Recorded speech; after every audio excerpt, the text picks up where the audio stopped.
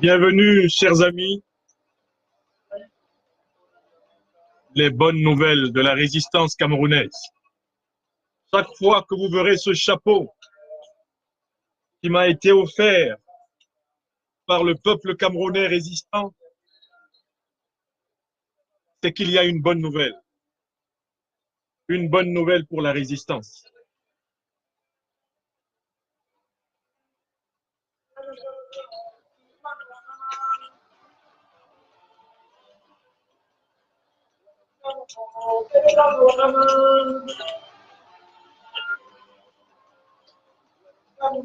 Bienvenue, chers amis.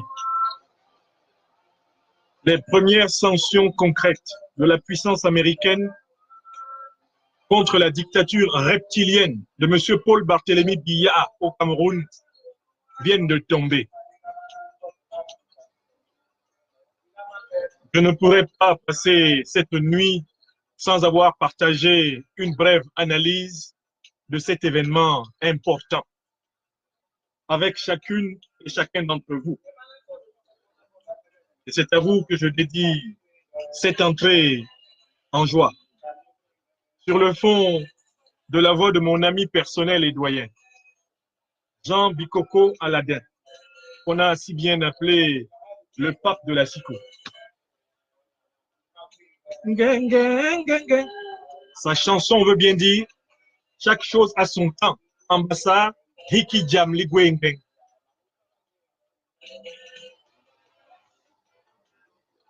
Chaque chose a son temps.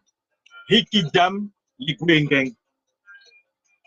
Voilà ce que chante mon livre personnel, qui a été dans cette maison 2 années à tout prendre avant sa mort. Jean Bikoko Aladin, le pape de la SICO. Chaque chose a son temps. Bienvenue à tous. Si le programme de ce direct vous intéresse, je vous prie de bien vouloir le partager. Je vous prie de le protéger. Il s'agit des pains spirituels de la liberté dont l'Afrique a besoin.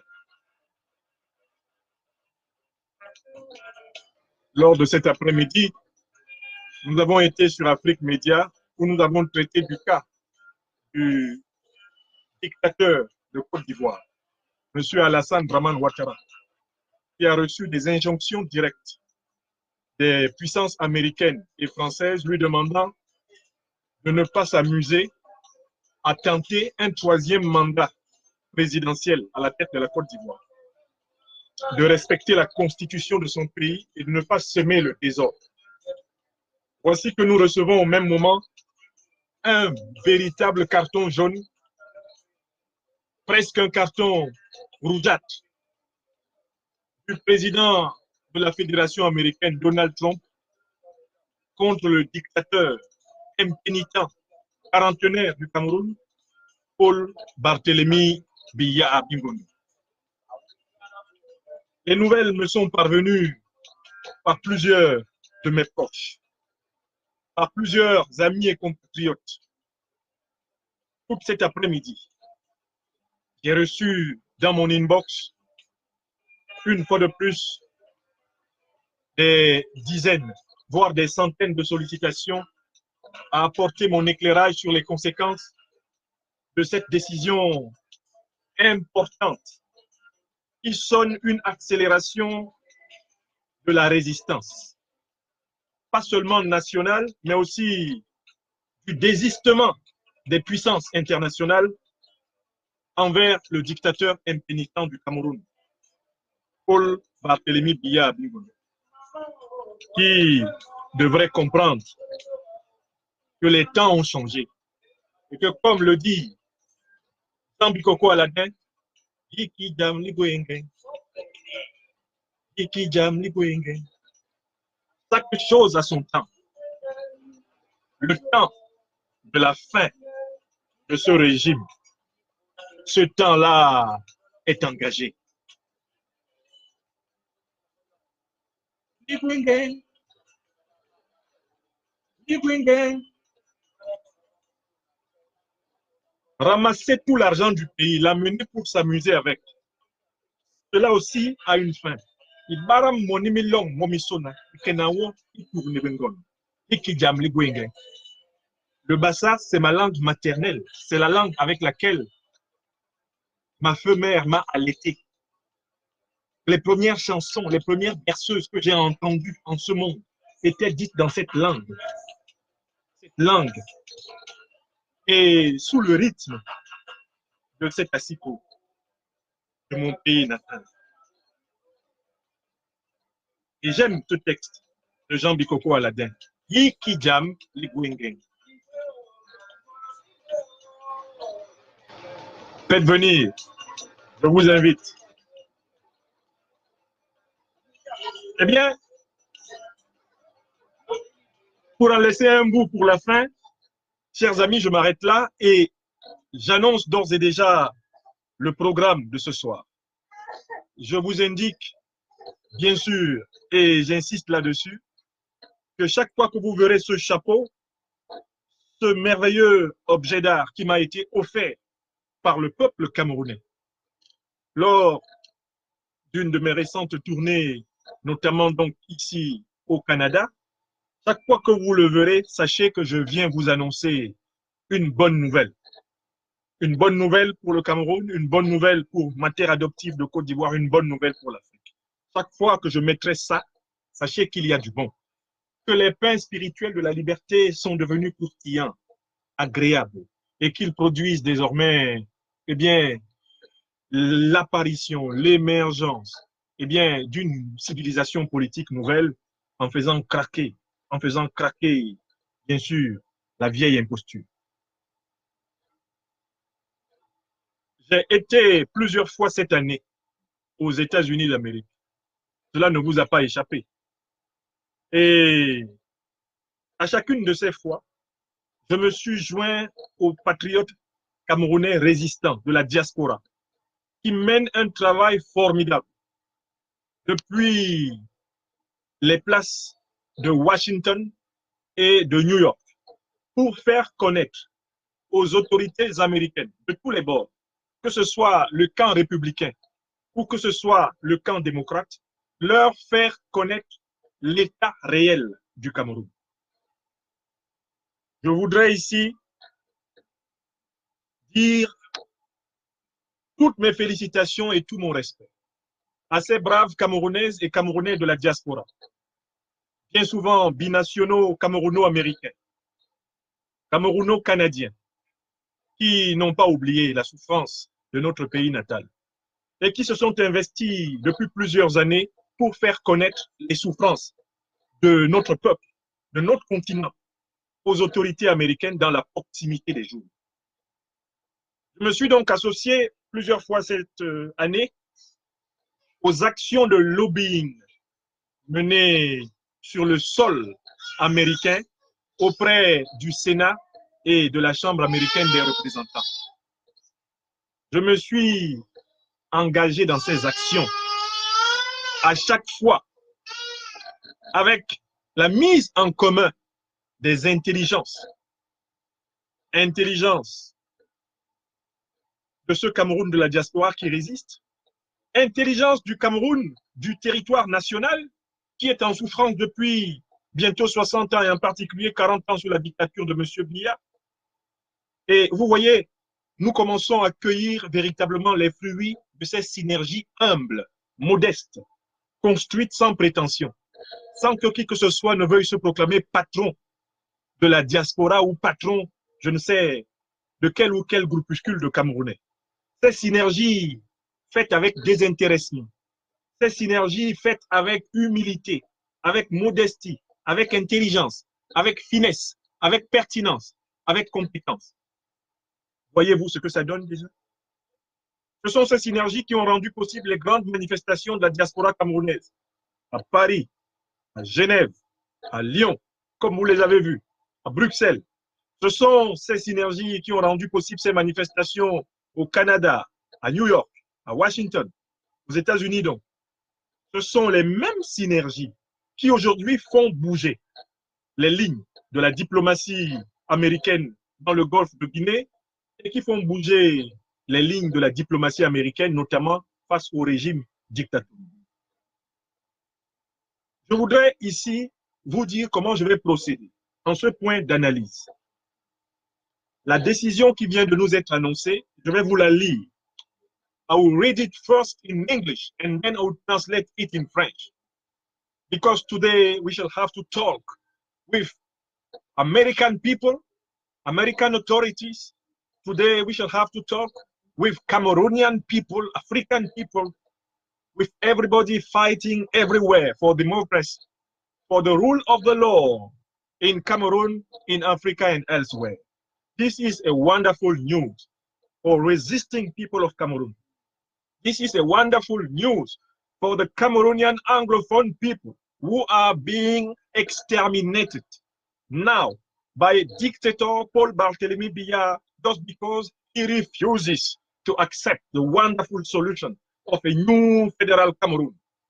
So I will use the two languages so that English-speaking people and French-speaking people will be benefiting of this very important speech. Je vais donc commencer par vous donner lecture de ce que le président Donald Trump, sur la base des éléments qui lui ont été apportés sur la situation du Cameroun par les lobbyistes camerounais de la diaspora, par la Chambre des représentants et par le Sénat des États-Unis.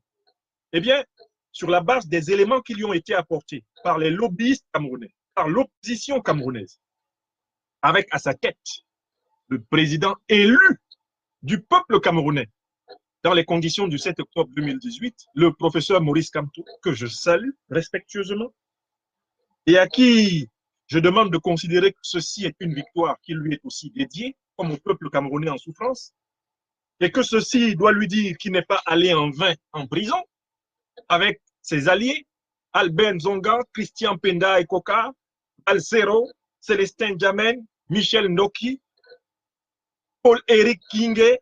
Ne vous découragez pas, ne vous désunissez pas, la victoire n'est pas si loin que ça.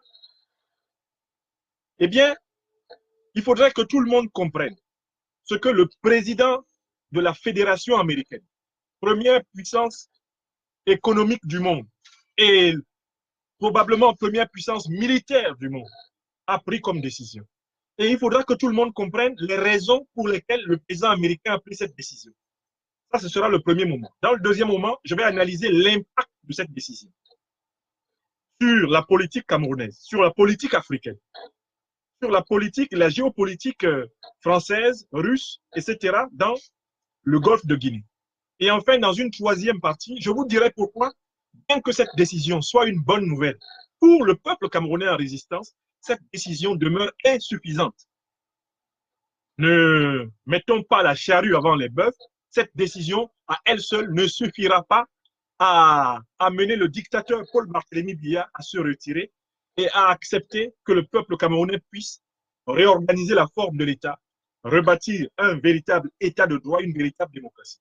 Nous demanderons à la puissance américaine, à la puissance française, à la puissance russe, à la puissance chinoise, à toutes les puissances qui ont bien compris que le Cameroun est en train de déraper, que le Cameroun est en train de descendre aux enfers et que ce sont des millions de réfugiés qui vont envahir leurs frontières. Nous leur demanderons d'aller plus loin que ces premières sanctions économiques.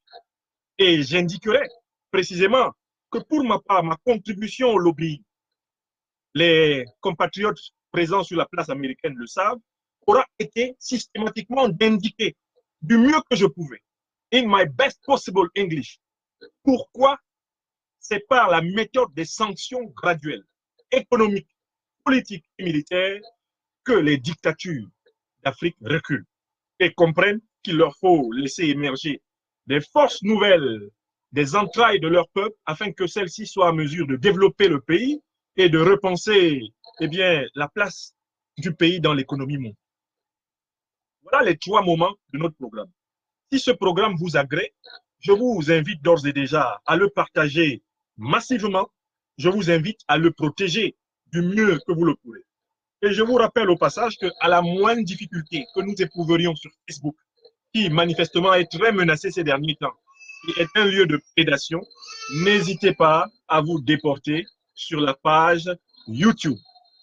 Bien sûr, vous entendrez de temps en temps, eh bien, les pleurs de ma petite Emma qui grandit et dont la voix prend le volume même de celui de son papa. Ne vous en étonnez pas, la vie est à la maison et elle doit s'exprimer. Chers amis, commençons donc par le premier point. Le premier point de notre analyse politique de ce soir, c'est de faire prendre connaissance à tout le monde du contenu de la décision prise par le président des États-Unis d'Amérique, décision qu'il a signifiée au Parlement américain et qui dès lors est une décision exécutive. Je vais ici sur le site de la Maison-Blanche. Le site de la Maison-Blanche sur lequel je vous invite à aller parce que nous sommes à une époque où l'information, où nous devons prendre l'habitude de partager les sources d'information. Donc, vous ne voyez pas bien mon écran, mais ce que je vous invite à faire, c'est à aller sur le site de la Maison-Blanche en tapant, bien sûr, White House ou en tapant Donald Trump plus AGOA. Vous y allez, si vous en avez les moyens, et nous lisons ensemble. Eh bien, message to the Congress. Message issued on October 31st of 2019 to the Congress of the United States. In accordance with Section 506A, 3B of the Trade Act of 1974, as amended, I am providing notice of my intent to terminate the designation of the Republic of Cameroon as a beneficiary sub-Saharan African country under the African Growth and Opportunity Act, AGO. I am taking this step because I have determined that the government of Cameroon currently engages in gross violations of internationally recognized human rights, contravening the eligibility requirement of Section 104 of the AGOA. Despite intensive engagement between the United States and the government of Cameroon, Cameroon has failed to address concerns regarding persistent human rights violations being committed by Cameroonian security forces. These violations include extrajudicial killings, arbitrary and unlawful detention, and torture. Accordingly, I intend to terminate the designation of Cameroon as a beneficiary sub-Saharan African country under the AGOA of January 1st, 2020. I will continue to assess whether the government of Cameroon engages in gross violations of internationally recognized human rights in accordance with the AGOA eligibility requirements. Telle est la décision énoncée ce jour même par President Donald J. Trump in the White House, October 31st of 2019. N'ayant pas immédiatement sous la main la version française pré-traduite de ce qui est écrit là, je vous le traduis. Dans le premier paragraphe de cette déclaration, le président Trump dit qu'en accord avec la section 506 de l'accord commercial de 1974, amendé par la suite, il adresse la décision qu'il a prise de mettre fin à la désignation de la République du Cameroun comme étant bénéficiaire subsaharien de l'initiative américaine d'aide à la croissance africaine qui s'appelle African Growth and Opportunity Act, l'aide gouvernementale américaine au développement en Afrique. Je prends, nous dit le président Trump, cette décision parce que j'ai constaté de manière objective, il dit I have determined, c'est-à-dire que j'ai des preuves que le gouvernement du Cameroun a de manière habituelle, currently, c'est-à-dire de manière récurrente, de manière fréquente, de manière régulière, il a effectué, perpétré de grandes violations, gross violations des droits humains internationalement reconnus, contrevenant ainsi à son éligibilité aux prérequis de la section 104 de l'accord de la Goa. Le président Donald Trump continue. Malgré l'engagement intensif qui lie les États-Unis au gouvernement du Cameroun, et malgré les rappels que le gouvernement des États-Unis a fait au gouvernement du Cameroun, eh bien, le gouvernement du Cameroun a échoué en ce qui concerne la cessation des violations persistantes des droits humains, violations commises par les forces de sécurité camerounaises. Ces violations incluent les exécutions extrajudiciaires, extrajudicial killings. Ces violations incluent les détentions arbitraires et illégales, arbitrary and unlawful detention. Et ces violations concernent également la torture and torture. Voilà les faits, les crimes que le gouvernement américain attribue sur la base de preuves désormais au gouvernement de M. Paul Barthélémy Biya. Et le texte continue. En fonction donc de cela, j'ai décidé de suspendre à partir du 1er janvier 2020 le Cameroun comme pays bénéficiaire eh bien, des réductions, des exonérations prévues dans le cadre de l'accord de la Goa. Bref, le Cameroun n'est plus bénéficiaire de cet accord commercial qui, en quelque sorte, lui permettait au gouvernement camerounais d'avoir de meilleurs bénéfices dans ses échanges commerciaux avec la puissance américaine.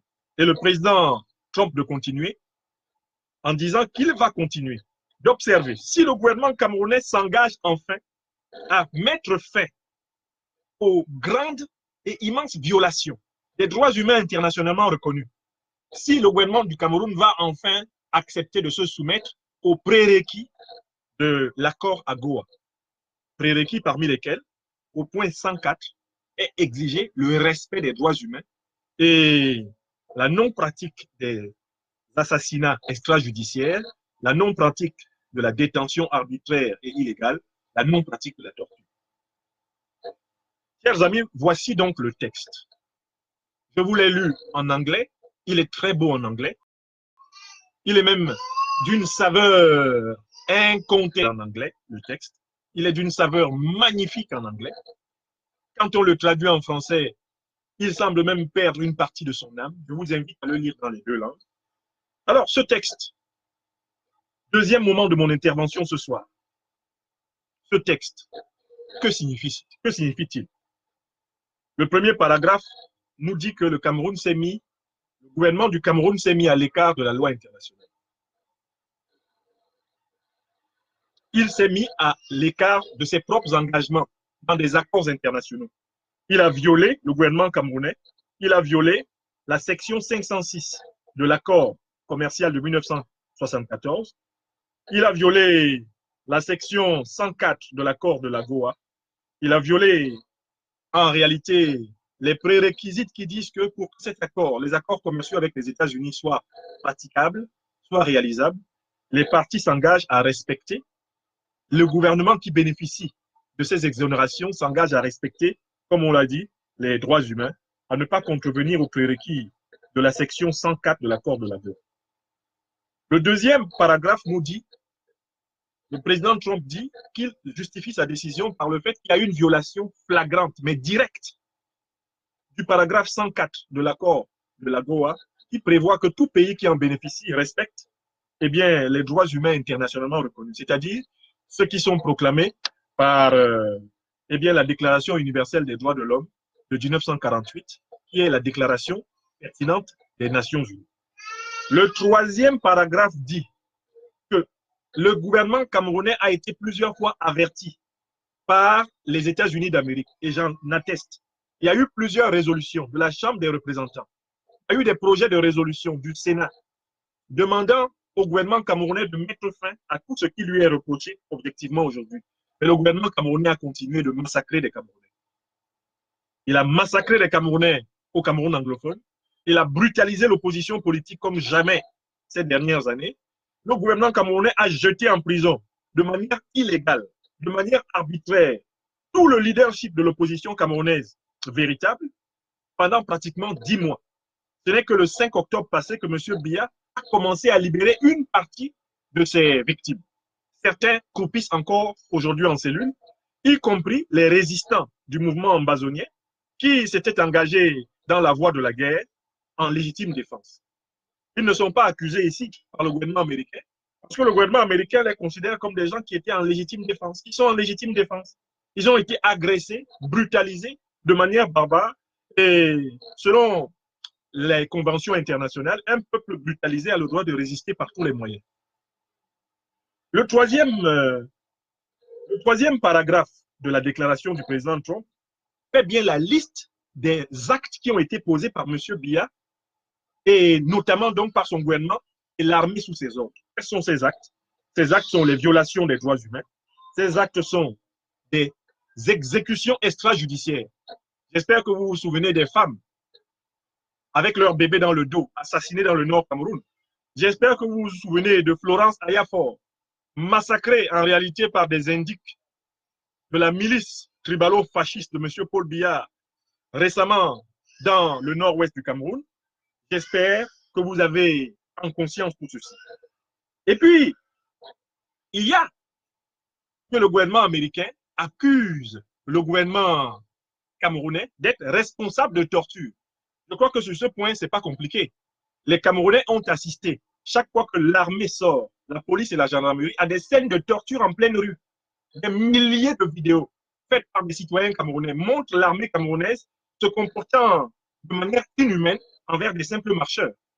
Vous avez vu cette vidéo, par exemple, d'un soldat de la milice tribalo-fasciste de M. Biya qui tire à vue dans les jambes d'un manifestant qui marche et qui a le dos tourné. Donc, en réalité, la torture sous Paul Biya est une chose banale. Ce n'est pas avec l'arrestation de Mamadou Mota et les brutalités qu'il a subies ou l'arrestation de Mancho Bibixi et les brutalités qu'il a subies qu'on découvre que le Cameroun est un pays de longue tradition de torture, une tradition officielle, dont on sait d'ailleurs qu'elle possède des lieux spécifiques d'expression. C'est un fait d'une telle banalité, c'est un fait d'une telle évidence que nul ne peut nier ce que le gouvernement américain a fini par reconnaître. Et enfin, dans le dernier paragraphe de la déclaration, le président Trump dit que le gouvernement américain reste vigilant pour savoir si enfin vont cesser au Cameroun les exécutions extrajudiciaires, les arrestations et la détention arbitraire, eh bien, la torture, qui aujourd'hui sont une réalité, et sont une réalité depuis de nombreuses années, sans que les grandes puissances veuillent bouger. Chers amis, je viens là, en réalité, de finir le premier moment de mon exposé. Je voulais vous rendre accessible et compréhensible la décision du président Donald Trump, de telle façon que nul ne vous mente sur son contenu et sur son sens. Eh bien, maintenant, deuxième moment, et avant-dernier moment de mon intervention ce soir. Cette déclaration, elle est l'aboutissement de quoi? Qu'est-ce qui a conduit à cette déclaration? Ce qui a conduit à cette déclaration, très clairement, c'est d'abord la résistance du peuple camerounais. La médiatisation de la résistance du peuple camerounais. Et dans ce peuple camerounais, nul ne peut nier que la résistance s'est radicalisée dans le nord-ouest et le sud-ouest. On doit saluer les deux formes que la résistance camerounaise a prises sur le territoire national. Résistance armée au nord-ouest et au sud-ouest, résistance pacifique dans le reste du pays, mais ces deux résistances conjuguées ont atteint un niveau de médiatisation tel que le monde entier ne pouvait plus ignorer ce qui se passe au Cameroun. Ça, c'est le premier point. Il s'agit d'une victoire des patriotes résistants de toutes les parties du Cameroun, francophones comme anglophones complets. Il y a un deuxième point important. Cette décision américaine est la consécration de la résistance diasporique camerounaise, que je salue. La résistance diasporique camerounaise a acculé le tyran Biya et ses ministres à raser désormais les murs de toutes les capitales du monde. Quand ils sortent, ils marchent en regardant derrière. Paul Biya, son gouvernement et toutes ses institutions se promènent en rasant les murs d'Occident.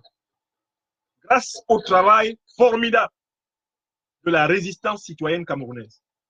Une résistance qui se déploie sous toutes les formes du génie d'un peuple endolori.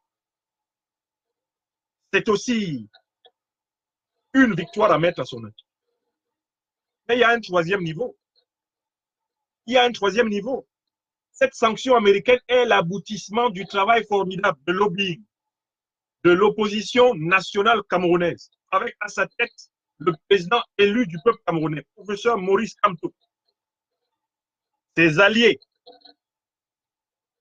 et le formidable groupe de lobbying aux États-Unis, au Canada, en Europe, qui, de manière humble, littéralement comme des petites fourmis, continuent à cet instant précis de faire le travail d'information, le travail de sensibilisation, le travail de conviction, d'argumentation, au niveau de chacune des grandes puissances, au niveau de l'Union européenne, au niveau de l'Organisation des Nations Unies, au niveau de la Chambre des représentants des États-Unis, au niveau du Sénat des États-Unis, malgré les centaines de milliers, voire les millions de dollars et d'euros engagés par le régime de M. Paul Biya pour payer des cabinets de lobbying, eh bien, voici la preuve que quand les Camerounais, intelligemment, consciemment, avec désintéressement se rassemblent, ils sont invincibles.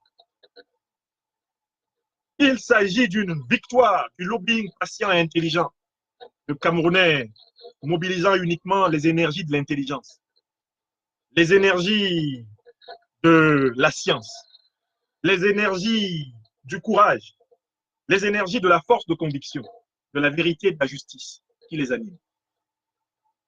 Mais il faut dire que cette décision arrive aussi parce qu'il y a un contexte aux États-Unis qui explique cette décision. Il faudrait que vous compreniez bien ce contexte.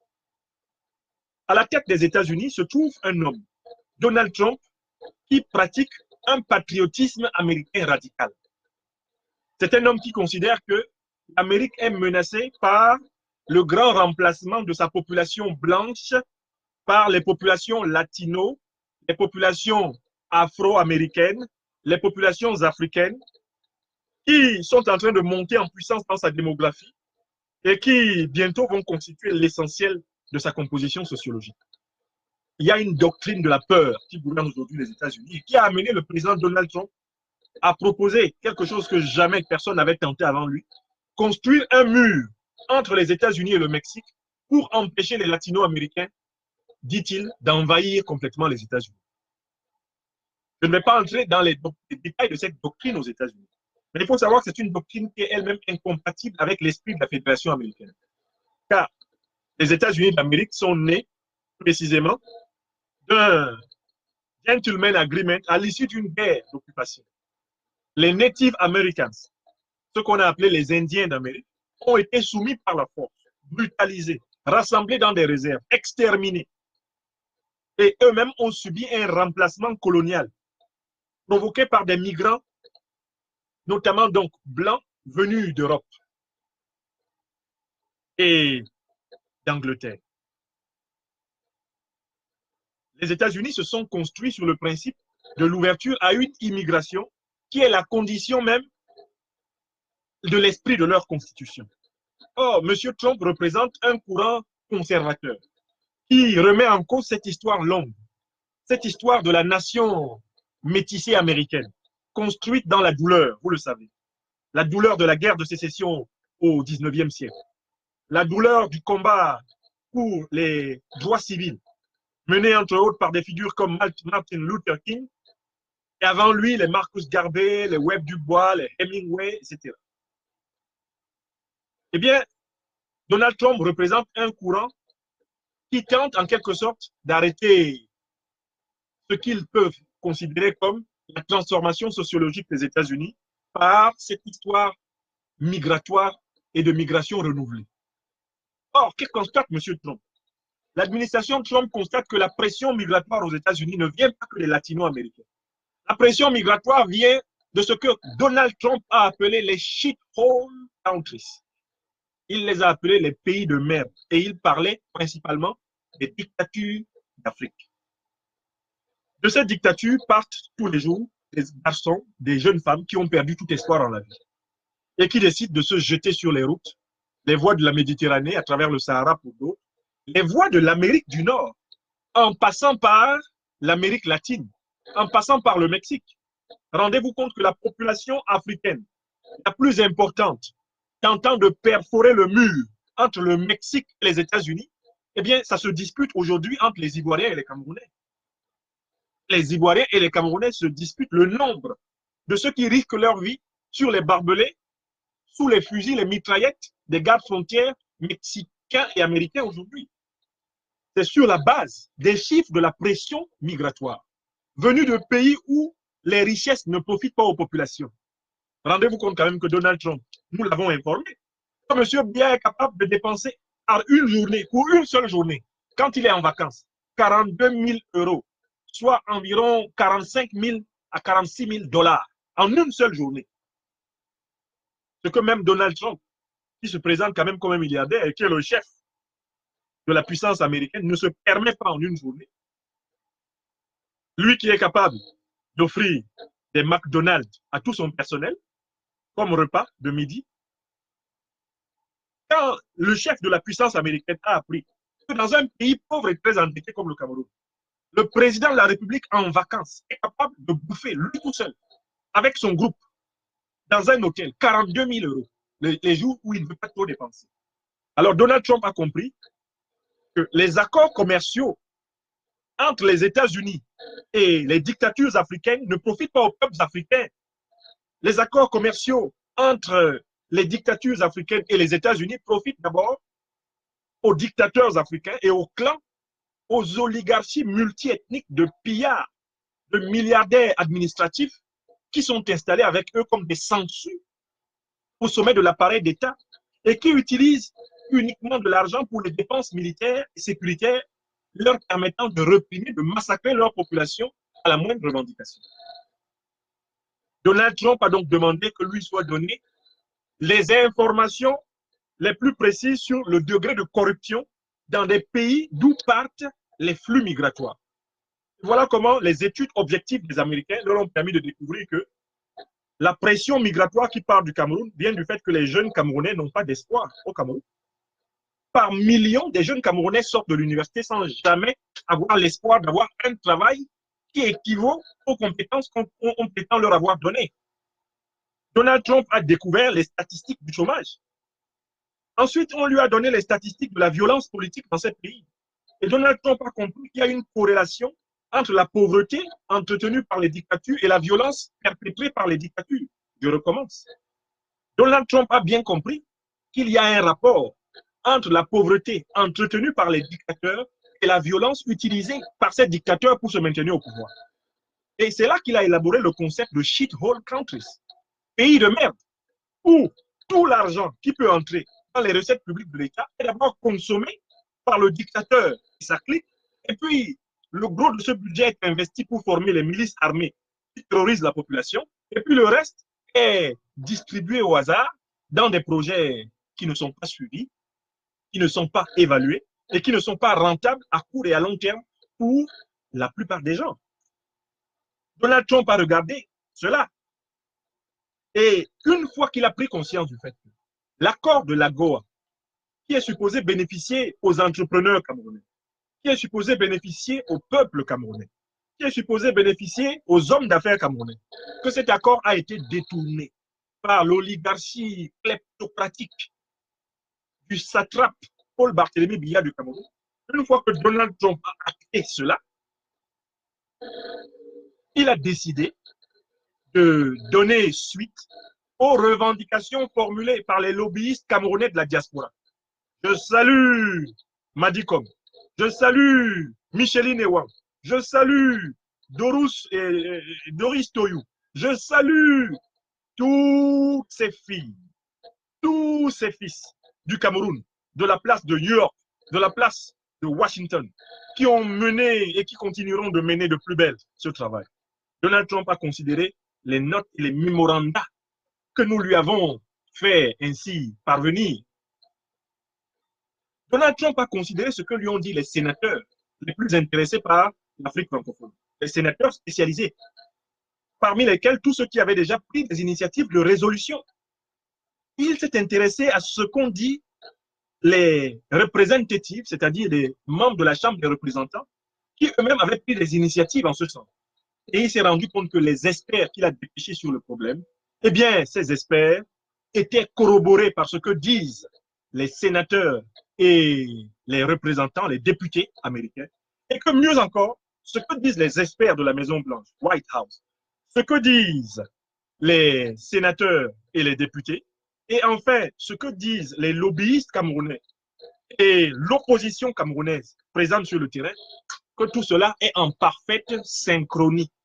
Quand Donald Trump a pu prendre les notes de ses conseillers, il a regardé, il a vu, il a pris les résolutions des sénateurs, que ce soit des sénateurs démocrates ou des sénateurs républicains, il a regardé, il a vu, il a pris les mémorandums envoyés par les lobbyistes camerounais de la place des États-Unis, qui sont par ailleurs pour beaucoup citoyens américains.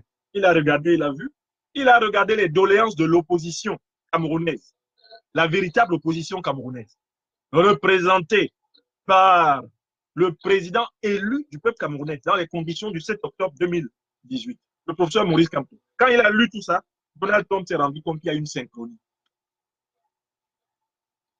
Et c'est dans ces conditions qu'il a donc pris la décision de retirer jusqu'à nouvel ordre le Cameroun du bénéfice effectivement de l'initiative AGOA, qui est une initiative d'exonération douanière, de privilèges économiques, permettant effectivement au Cameroun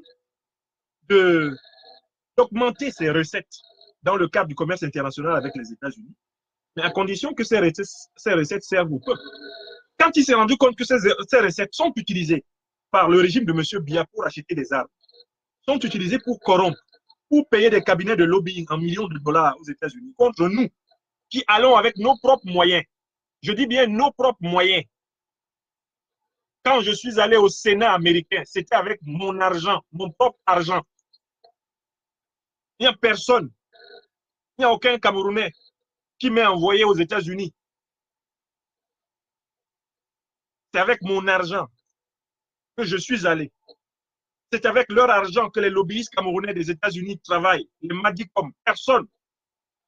C'est avec l'argent, mais de leur propre famille, de leur foyer, que les Doris Toyou se déplacent. Cette brillante avocate de la place de New York. Les Micheline Ewan doivent quitter le travail pendant leurs heures de pause pour aller au Sénat, faire du lobbying avec leur argent et leur temps. Mais pourtant, avec cette détermination et cette coordination d'action, les cabinets auxquels Biya a versé des millions de dollars n'ont pas réussi à empêcher Donald Trump de retirer le Cameroun de l'initiative AGOA. Chers amis, je viens de vous donner le contexte global de la décision. Tout le monde comprend ici comment cette décision a été prise. Certains pourraient penser que le président Trump, tout d'un coup, serait tombé amoureux du peuple camerounais. Je viens de vous démontrer que non. J'ai démontré que non, non. Mon adore Yamifai, je vous ai dit que cette décision n'est pas un acte d'amour pour le peuple camerounais, mais en réalité, le président Donald Trump considère qu'elle est dans l'intérêt du peuple américain.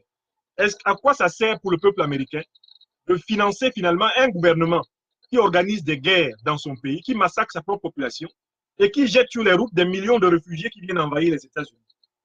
Les Américains, eux, ils veillent d'abord à leurs intérêts. Donald Trump considère que America First. America First, ça veut dire il faut étouffer tous les foyers d'invasion démographique des États-Unis. Le Cameroun était devenu un foyer d'invasion démographique vers les États-Unis. Donc, pour Donald Trump, il faut dessécher cette source d'invasion, puisque l'aide au développement est détournée par la dictature et utilisée pour jouir, amasser dans les paradis fiscaux d'une part, et d'autre part, massacrer, les États-Unis la retirent. Les États-Unis la retirent. I hope everything is very clear. And now I'll give a summary of that second point, because it is very important for the English-speaking people. Vous, les francophones, ne partez pas. Je sais que l'anglais a des pieds, comme on dit chez nous au Cameroun, beaucoup d'entre vous. Ça ne fait rien. Laissez-moi résumer pour nos frères anglophones. Ne partez pas. Et ensuite, on va faire la troisième et dernière partie de cette intervention. Restez là. Vous êtes à présent 1000 personnes sur la chaîne Facebook. Vous êtes à présent 1000 personnes sur la chaîne YouTube. Restez là. Que vous compreniez l'anglais ou pas, laissez-moi résumer. This decision of President Donald Trump is the result of many parameters, many factors. In fact, it is the result of the Cameroonian people's resistance. And first, the radical military and politician resistance of the Anglophone-speaking people of Cameroon. Let us recognize that. Secondly, the recognition of the Pacific Revolution way, decided by the elected president, Maurice Kamto, for all Cameroonian people. This is a wonderful fulfillment of that fight.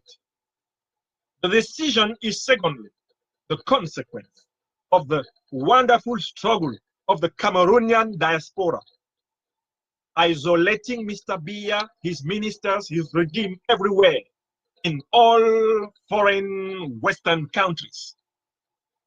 Thirdly, this is a wonderful result of the job of the Cameroonian lobbyists in Europe, in Britain, in United Kingdom, and especially in America, in the United States of America, in New York and Washington.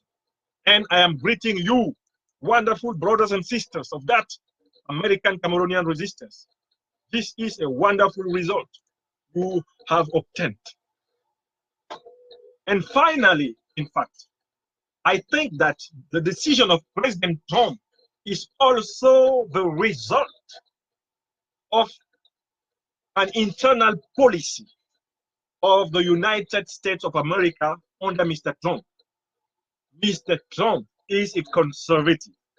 He believes that his ideology of America first means that he has to limit all kinds of sources of migration coming inside America. He is fighting to impeach the American demography to be transformed, like he wants never it to be done, to be transformed in a very multiracial population, so that they will have more and more African Americans, more and more Latino Americans than white Americans. We know that President Trump is also influenced by the white supremacy ideology. So he wants to protect America. And now he decided to analyze what is happening in all those countries where migrants are coming from. That is how President Trump has discovered that the American help for development, the American assistance for development, for growth in African countries, when those countries are specifically dictatorships, that American contribution is in fact taken by the dictators, and it is not useful for the people. The African dictators will use that American help to buy some weapons, to struggle against their own people, to destroy their own people, to kill their own people. And a wonderful part of this help, international money is used for their own families, is used for their oligarchy. When President Trump discovered that, his advisors, the representatives, the senators, and finally the Cameroonian lobbyists and the Cameroonian opposition were saying exactly the same thing. You think that you are helping Cameroonian people, but you are helping, in fact, Biya's dictatorship, President Trump. When President Trump discovered that, he decided to remove this ugly government from the American help and from the advantage of AGOA. Chers amis, il me fallait faire ce résumé situationnel à tout le monde, pour que tout le monde comprenne d'où viennent ces décisions. Et que personne ne se mette à croire que tout d'un coup, l'Amérique trumpienne serait tombée amoureuse des Africains. Non, non, non. La politique est plus compliquée que ça. Voilà pourquoi nous pouvons arriver maintenant à la dernière partie de cette conférence, dans laquelle, d'une certaine façon, je nous demande de ne pas trop nous emballer, de ne pas nous emballer rapidement, de ne pas mettre la charrue avant les bœufs. Nous avons enfin, contre la dictature du Cameroun, des premières sanctions économiques.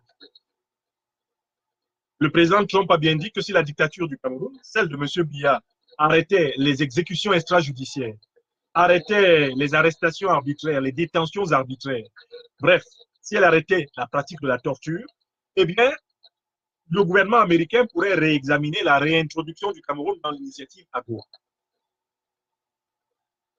Cela veut dire que le président Trump est davantage prêt à apprécier les efforts que fera le gouvernement camerounais pour remplir les standards de l'article 104 de la Convention AGOA que d'être celui qui va inciter le gouvernement camerounais à aller plus loin dans la démocratisation, dans la construction de l'état de droit et dans l'alternance démocratique et pacifique à la tête du pays. Bref, Trump demande au gouvernement camerounais de s'efforcer de remplir les quelques critères que les Américains exigent et puis la vie va pouvoir continuer. Voilà pourquoi il ne faut pas se tromper. Il faut, par conséquent, que la résistance du peuple camerounais contre le régime dictatorial de M. Paul Biya accélère sa marche, d'un côté. Il faut de l'autre que les lobbyistes camerounais, que la diaspora résistante camerounaise maintiennent la pression et élèvent la pression. Parce que ces sanctions ne suffisent pas. Ces sanctions ne suffisent pas parce que ce sont le type de sanctions qui, lorsqu'elles durent, finissent par se retourner une fois de plus contre le peuple. Je vais vous dire pourquoi. Lorsque l'aide au développement est réduite, les gouvernements dictatoriaux qui n'ont plus l'occasion de voler convertissent leur colère parce qu'ils ont été privés d'aide en une plus grande violence contre les populations. Paul Biya sera tenté de se venger sur le peuple camerounais résistant des malheurs qui viennent de le frapper.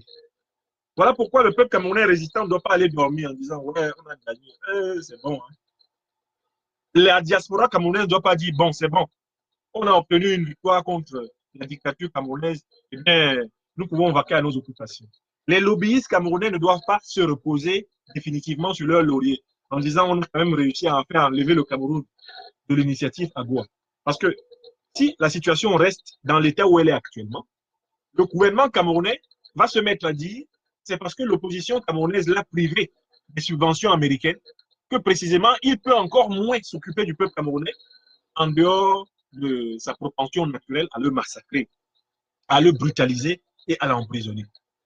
Le gouvernement camerounais va entrer tout à l'heure dans une propagande consistant à dire, vous voyez les opposants nous ont fait perdre l'argent. Les opposants sont des antipatriotes. Les opposants ont fait que nous ne pourrons pas financer tel hôpital. Les opposants ont fait que nous ne pourrons pas construire tel lycée.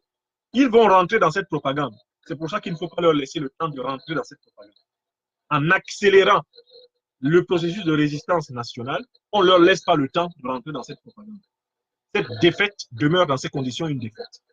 Voilà pourquoi, et c'est très important, nous devons continuer la résistance au Cameroun anglophone, dans tout le Cameroun, comme le demande le président Maurice Kamto et ses principaux alliés de l'opposition. Nous devons continuer cette résistance dans la diaspora de manière spontanée, créative, sans avoir besoin qu'il y ait un patron, une fois de plus, de la diaspora. Nous n'en avons pas besoin. Notre diaspora n'a pas besoin de patron. Nous sommes des citoyens libres. Les gens s'organisent comme ils peuvent et ils résistent. L'essentiel, c'est de porter des coups aux dictateurs. Arrêtez de chercher à avoir un patron de la diaspora. Il n'y en aura jamais. Moi, je n'ai jamais, j'ai étudié l'histoire des diasporas. Il n'y a aucune diaspora au monde qui ait déjà eu un patron. Celui qui a le rêve d'être le patron de la diaspora, qu'il s'en débarrasse ce soir, s'il m'écoute. J'ai étudié la question. Trouvez-moi une seule diaspora dans l'histoire du monde qui a eu un patron. Un seul. Trouvez-moi une seule diaspora qui a eu un chef. Même quand on retourne dans les récits bibliques, en partie mythologiques. Même Moïse n'était pas reconnu par tous les Israélites au sortir d'Égypte. Et il n'était pas reconnu comme le chef de leur diaspora. Donc, jamais ça ne va arriver. Ceux qui sont encore dans le rêve de s'accaparer la chefferie de la diaspora n'ont juste pas compris ce qu'on appelle diaspora. Le mot diaspora, qui vient du latin, et signifie dispersion. La diaspora sont les représentants dispersés d'un peuple. Par définition, la diaspora est faite de groupes multiples. Faisons juste de cette multiplicité notre force. Faisons de cette multiplicité notre imprévisibilité. Faisons de cette multiplicité notre indocilité. Je vois toujours des petits cheffaillons qui naissent à gauche et à droite et qui pensent que tout le monde un matin va venir s'aligner derrière eux et les considérer comme chefs de la diaspora. Quelle erreur! Continuez toujours à chercher, vous allez voir.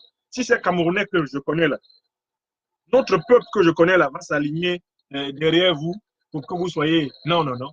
Au contraire, il me semble que dans la diaspora camerounaise, on respecte ceux qui ne cherchent pas le pouvoir. Ceux qui ont le plus de pouvoir dans la diaspora camerounaise sont ceux qui ne le cherchent pas, sont ceux qui ne le demandent pas, sont ceux qui ne sont demandeurs d'aucun titre, d'aucun honneur particulier. Eh bien, ceux-là, parce qu'ils servent de manière désintéressée la lutte et parce qu'ils savent que les fonctions politiques en République s'obtiennent par des élections démocratiques et qu'un jour, nous serons amenés, si nous aspirons à des fonctions politiques, à nous soumettre à la sanction du peuple souverain camerounais, lequel seul sera habilité à dire qui d'entre les fils et les filles du Cameroun peut le représenter dans ces institutions. Ceux qui le savent ne courent pas après les titres dans la diaspora. Ceux qui le savent ne sont pas dedans. Ils courent après les initiatives utiles. Ils courent après les synergies bénéfiques à la lutte. Ils courent après les failles du régime dans lesquelles il faut frapper. Il faut efficacement frapper dans toutes les failles du régime. Et c'est à cela qu'œuvrent les humbles serviteurs de l'avenir du Cameroun dans la diaspora. Les lobbyistes en Europe, dans chaque pays, doivent continuer leur travail. Les lobbyistes américains doivent continuer. Pour demander quoi? Nous devons demander des sanctions militaires. Je recommence. On doit avancer pour demander quoi? Des sanctions militaires. Entendez bien ce que j'entends par sanctions militaires. Il ne s'agit pas d'une attaque militaire contre le Cameroun. Nous n'avons pas besoin d'un bombardement américain au Cameroun. On adore Yamé Faye. Les sanctions militaires que nous demandons, c'est le retrait, je dis bien le retrait de l'aide militaire américaine au régime de M. Paul Barthélémy Biya et l'empêchement de M. Paul Barthélémy Biya de se réarmer. Deux choses. Retirer l'aide militaire américaine au régime de M. Biya et l'empêcher de se réarmer, c'est-à-dire amener la puissance française qui continue d'assister militairement M. Biya et de l'armée à cesser de le faire. Et il faut que la puissance américaine et la puissance française s'engagent à empêcher M. Paul Barthélémy Biya de s'armer contre le peuple. En un mot comme en mille, il ne s'agit pas que M. Biya soit attaqué, il faut que M. Biya soit empêché d'utiliser des armes de destruction massive contre le peuple du Cameroun, comme il est en train de le faire au Cameroun. Il ne s'agit donc pas d'organiser une invasion franco-américaine, une invasion occidentale au Cameroun. Nous n'en voulons pas. Il s'agit d'empêcher le régime de M. Biya de continuer de bénéficier de l'expertise, des munitions, des armes américaines, françaises, russes, chinoises qu'il utilise contre le peuple. Nous voulons cette deuxième étape. Et nous voulons comme troisième étape importante, en plus de ces sanctions militaires, nous voulons des sanctions diplomatiques envers les responsables militaires, les responsables politiques du gouvernement camerounais, clairement impliqués dans les exécutions extrajudiciaires, impliqués dans les actes de détention illégale et arbitraire, immédiatement impliqués dans les actes de torture. Nous avons leur liste. Le premier s'appelle Paul Biya. La puissance américaine doit arriver à la conclusion de l'interdiction du territoire américain à Paul Barthélémy Biya et à son gouvernement. Voilà nos objectifs. Il doit être isolé. Le dictateur camerounais doit être diplomatiquement isolé. Ses ministres doivent être interdits du territoire américain. Et nous devons mettre à la disposition des autorités américaines la liste des militaires qui sont impliqués, des individus qui sont impliqués dans les exécutions extrajudiciaires au Cameroun, les militaires qui sont impliqués dans les massacres au nord-ouest et au sud-ouest, les militaires qui sont impliqués dans les actes, ou policiers ou gendarmes impliqués dans les actes d'arrestation, de détention arbitraire. Nous devons transmettre aux autorités américaines la liste de ceux qui pratiquent la torture au Cameroun. Que ce soit le petit tortionnaire de rue ou le grand tortionnaire du CED, au sommet desquels toujours Paul Barthélémy Biya, celui qui chapeaute toutes ces forces criminelles. Est-ce que vous comprenez l'orientation que le combat doit prendre? Est-ce que vous comprenez? On a donc Yami Fan. Okay, let me say it one more time in English before the conclusion.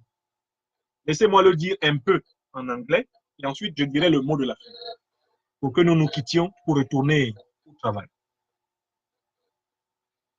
We cannot consider that this resolution, this decision of President Trump is the final goal of our struggle. This is just a step of our struggle against the dictatorship of Mr. Biya. The American government has to go forward in impeaching Mr. Biya to use American weapons, French weapons, British weapons, Russian weapons, Chinese weapons against our people. This is the next step. We need some military sanction against the Cameroonian government. I am not asking America or France or Russia or any Western country. I am not asking them to invade Cameroon by military troops. No, we need no bombing on our native country. Let us be very clear. Let me make it very clear. We are not asking for a military invasion of America, France, or any other country in Cameroon. We are asking for the disarmament. We are asking to America to disarm Mr. Biya, to disarm his killing government, his criminal government, and to impeach them, to have massive weapons against our people. Impeach them to use massive weapons, massive guns against our people. This is military sanction. So it means that America has to suspend its military cooperation with Cameroon. France has to suspend its military cooperation with Cameroon. The United Kingdom also has to suspend its military cooperation with Cameroon. And we have to go forward again with individual sanctions against politicians and militaries who are destroying lives in Cameroon. Those who are responsible of extrajudicial killings, those who are responsible of illegal and arbitrary detention, those who are responsible of torture. We have to give all their names to the United Nations, to the United States of America, to the French Republic. They must be forbidden of any kind of travel to the war. And finally, they must be conducted to international courts. They have to be judged for they are killings. If they are not judged, they will continue killing our people. Chers amis, c'était là le résumé en anglais de cette troisième partie. Le mot de la fin. Nous n'avons pas encore gagné le combat. Nous avons gagné une bataille. Paul Barthélemy Biya est encore au pouvoir au Cameroun. Nous n'avons pas encore instauré un état de droit au Cameroun. Nous n'avons pas encore instauré la nouvelle République fédérale du 21e siècle Cameroun. Nous sommes en chemin. Nous devons travailler à continuer de lever notre peuple dans la conviction que c'est lui et lui tout seul qui prendra le pouvoir. Lorsque dans un rapport de 1 contre 100, il imposera la suprématie de la souveraineté du peuple aux forces répressives, M. Paul Barthélemy Biya, de l'oligarchie multiethnique de criminels qui l'accompagnent. J'ai insisté qu'il s'agit d'une étape et c'est à nous de transformer cette étape en un pas vers une plus grande victoire. J'ai insisté sur le fait que le président Trump n'a pas pris cette décision pour nous plaire. Il n'a pas pris cette décision par amour de l'Afrique. Il l'a prise par amour de l'Amérique. Il l'a prise pour les intérêts américains. Il faut le comprendre. J'ai insisté sur le fait qu'il faut continuer le travail constructif à l'intérieur et à l'extérieur. Les mobilisations spontanées, humbles, modestes, efficaces, pertinentes, chacun selon ses moyens, chacun dans sa zone d'action. Il faut les continuer pour obtenir, j'ai insisté là-dessus, bientôt des sanctions militaires.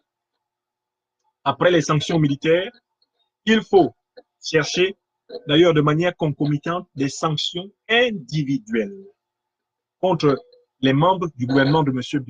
Biya en chef pour toutes les violations qui ont déjà été perpétrées. Et ainsi les mettre en demeure de se préparer à une cour pénale internationale africaine, à tout le moins, qui pourra les juger. Oui, nous devons hâter les travaux de création et d'opérationnalisation d'une cour pénale internationale africaine qui doit s'occuper des criminels qui tripatouillent, qui massacrent, qui torturent, qui, en réalité, ont arraché les rêves de mon peuple. Chers amis, c'était une bonne nouvelle. C'était une très bonne nouvelle. Il fallait l'analyser en montrant ce qu'elle a de positif. Il fallait l'analyser en montrant aussi ce que cette bonne nouvelle a précisément. Il fallait l'analyser en montrant aussi ce que cette bonne nouvelle requiert comme travail. Ce que cette bonne nouvelle requiert comme travail, il fallait également le montrer. Et comment me séparer de vous sans vous ramener à cette belle musique du Cameroun dont nous connaissons tous le son. Bravo. Bravo à tous.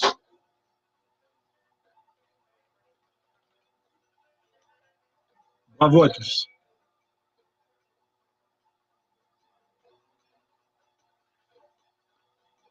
Oui, chaque fois que vous verrez ce chapeau, n'oubliez pas, sachez qu'il y a une bonne nouvelle. Et séparons-nous en écoutant mon ami Jean Bikoko Aladin. Victoire Elvenstein, merci. Anis Ategon, merci. Jean-Marie Wako, merci. Christian Van Hill, merci. Merci à toi, Niaka Traou.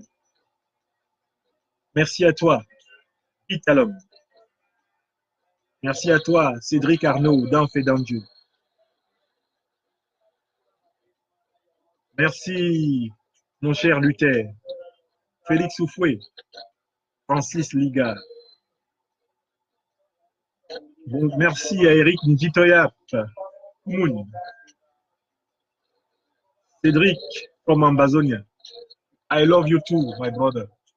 I love you too, my sister. I love you, my native and beloved Cameroon. I love you. Merci Madicom, tu as raison. Chacun dans son couloir. Chacun dans son couloir. Merci Madicom. Merci.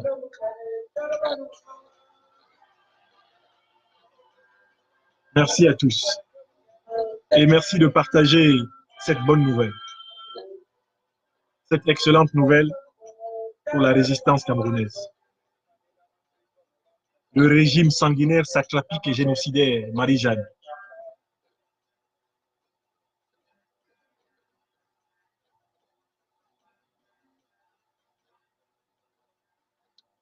Merci à toi, Joy Marie, Edmond Hilaire Barise, Marguerite Rivière,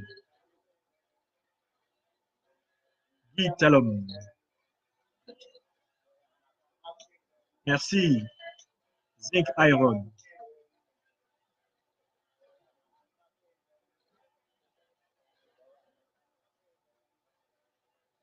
Merci Agnès Essomba. Merci à Angola Angola. Il me demande si Brenda a fait un post en compassion pour cette catastrophe de Bafoussam. Mais qui s'intéresse au poste de Brenda? Il me semble que ce n'est pas chez Brenda que vous allez chercher une analyse politique. N'exagérez pas. Laetitia Lonti, je te salue. Manila Bankalov, thank you so much. Agnès Lenji, Motongando, Hoffman,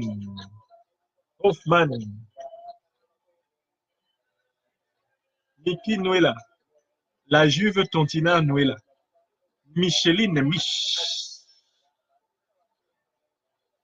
Salut à toi, Micheline Ewan. Brave artiste et mobilisatrice de notre peuple, avec l'immense combattante Madicom. Salut à toi, barista Doris Toyou. Salut à toi, mon cher Foucault. Salut à vous tous de la place de Washington. I love you all. Merci Elisabeth Jomako. Christian Rostand Galleux. Merci. Merci Resurgam Lord. Ellie Joussi. Bruno Tanguy. Ibrahim Keita. Merci. Christian Kwele. Merci.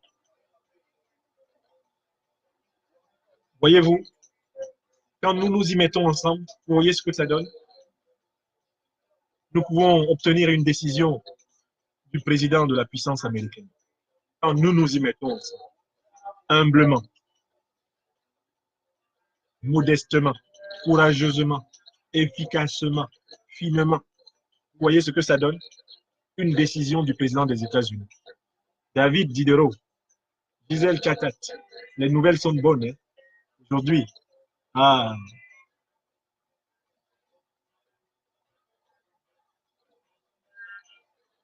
vraiment, il me fallait de la psycho aujourd'hui pour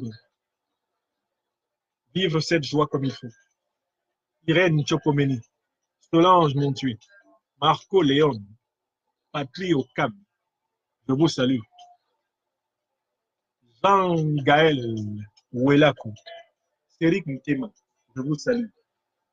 Rolf Poulin, Patrick Tanque, je vous salue. Merci à Boga Franck Alain Goli. Merci à Diderot Tchegan, à Georges Kofi. Ah non, mais les dictateurs africains sont vraiment finis. Dans la même journée, Alassane Draman Ouattara reçoit un carton rouge de Donald Trump et de Emmanuel Macron. Dans la même journée, Paul Biya, lui, reçoit un coup de marteau sur la tête. Biya a reçu un coup de marteau. Avec lui, chez nous, à Yaoundé, on appelle ce que Biya a reçu, on appelle ça le Ngangomba. C'est-à-dire que c'est le coup du village. C'est-à-dire que Trump a mis la main comme ça derrière. Pour Paul Biya, Trump se promenait avec un coup de poing qui était prêt. Il a dit, lui, non. Les autres, je tape avec la main gauche.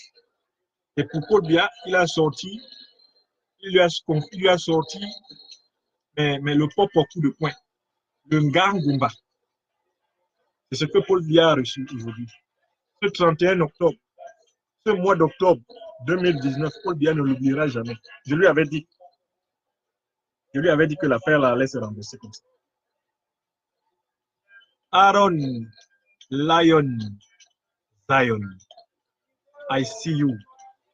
Diallo, Bakay le banen de Yingi. Et Aman Tounen, Abakana Mwes.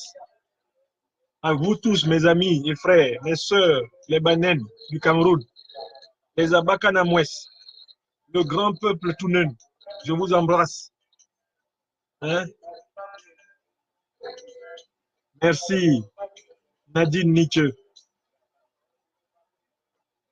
Merci, Nadine Nietzsche. Et Astrid Koulak, pardon. Comment je peux sauter ton nom sans te saluer, maman?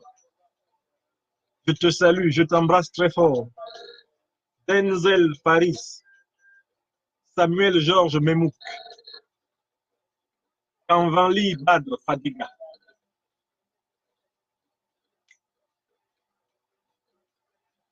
Voici que Adolphe Bia me demande de lui jouer une musique que lui il aime, de lui jouer la musique de Claude Ndam. Mais je dis, donc je suis un bon DJ comme ça. Adolphe, donc je suis un bon DJ. Si je suis un bon DJ, voilà ça.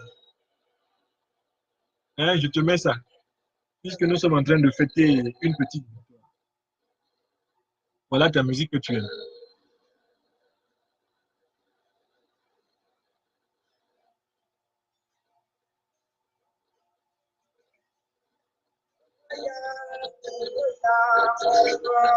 Ah,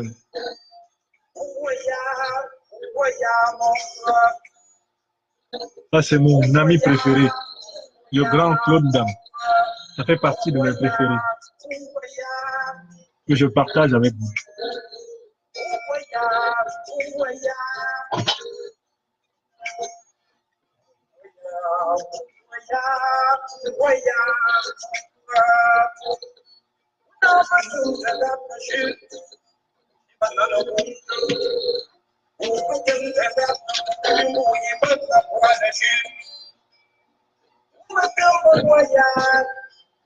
Bien chutena, umashuma waya, magajina panashi. Umboya, umboya, mon cœur. Umboya, umboya, mon cœur. Umboya, de Yingi, Minabi Holy. Dimkwe Swap. Meyeo. Merci. Merci beaucoup. Merci à tous de nous accompagner dans cette aventure formidable et d'agir chacun à votre niveau, de participer à cette aventure. Mon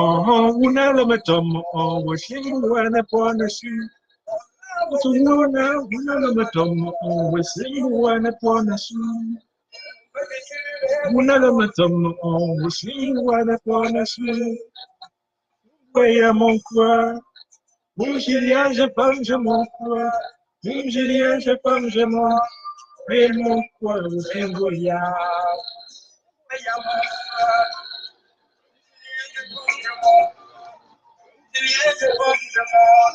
et mon quoi, mon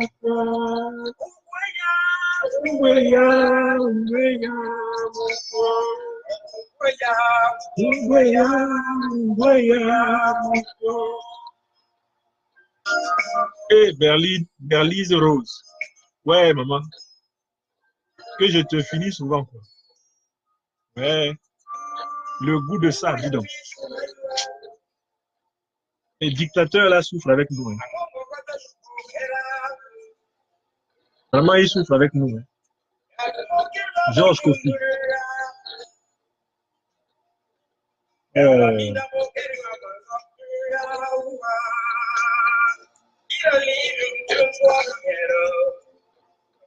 Ricky Bams. Scopi, Tino Ben. Julien, je femme, je m'en quoi. Julien, je femme, je m'en. Et mon quoi, ou t'engweya. Ngweya, mon quoi. Julien, je femme, je m'en. Julien, je femme, je m'en. Et mon quoi, ou t'engweya. Mais c'est formidable. Vous partagez vraiment ma joie. Je suis heureux. Alors que j'ai fini ma conférence depuis 5 ou 6 minutes, vous utilisez encore vos unités à écouter le grand Claude Ndam. Le grand. Nasom, Mankam, Yves Papa, Mensoma Webola, Masoma Sisi, Mabuli, Maumba Buli, Melapte, Nasom Bignon Dita, Barkadis Allah, Barka, Barka, Barka, Barka. Voilà. Merci beaucoup et bonne soirée à tous. Merci. Merci. Merci. Voilà. Voilà. Voilà.